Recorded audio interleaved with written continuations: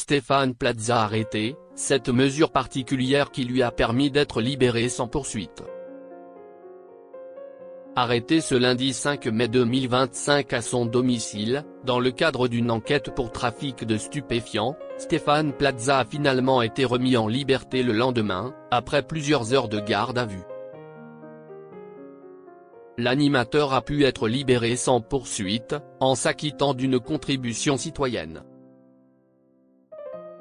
Après quelques heures passées en garde à vue, Stéphane Plaza a finalement été libéré, ce mardi 6 mai 2025, sans poursuite.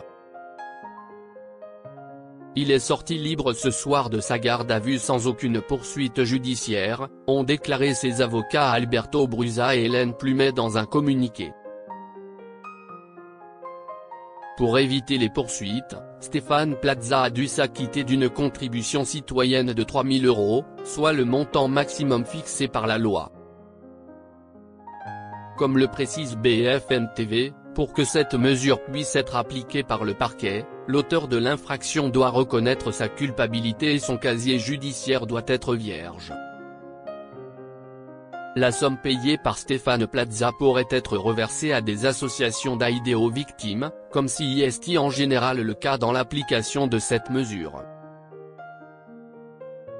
BFM TV révèle également que le portable de l'animateur et agent immobilier a été confisqué, dans le cadre de l'enquête.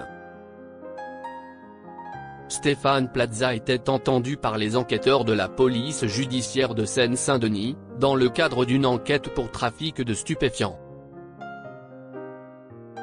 Des traces de consommation de cocaïne retrouvées chez Stéphane Plaza.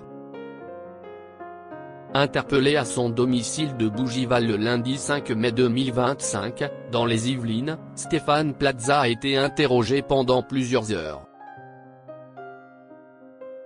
Des traces de consommation de cocaïne ont été retrouvées chez lui, a appris BFM TV d'une source proche du dossier, ainsi que 1 700 € en liquide.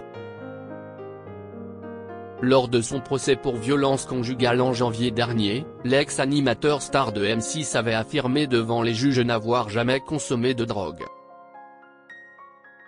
Une chose est sûre, la descente aux enfers continue pour Stéphane Plaza, condamné à 12 mois de prison avec sursis en février dernier.